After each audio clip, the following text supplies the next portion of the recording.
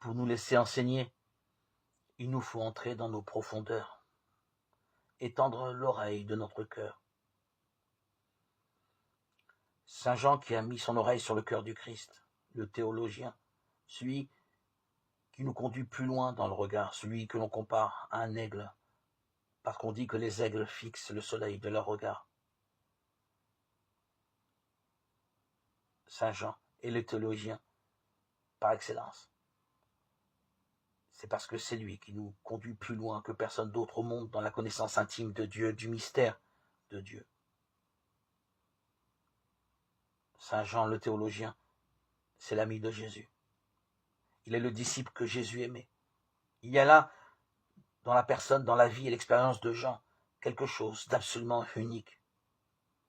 Jean a été l'ami de Jésus avec tout ce que là suppose de connaissance, d'intimité et de communion profonde. Ce titre, le disciple que Jésus aimait, veut dire que Saint Jean a perçu le centre de sa vie, la signification de son existence, le nœud de sa relation avec Jésus comme étant exprimé par cette amitié. Et cette amitié lui a permis d'aller jusqu'au cœur du mystère de Jésus, du mystère de Dieu. L'oiseau mystique, celui dont le vol est rapide, celui qui voit Dieu. Je veux parler de Jean. S'élève donc au-dessus de toute la création visible et invisible, pénètre toute pensée.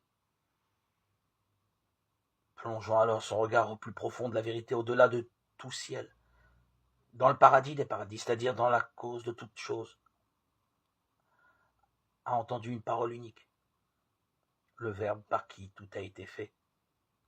Ce Verbe, le Christ, le seul qui enseigne, le seul qui construit notre maison intérieure et garde notre connaissance, le seul qui nous comble de son intimité pendant le sommeil de notre ignorance.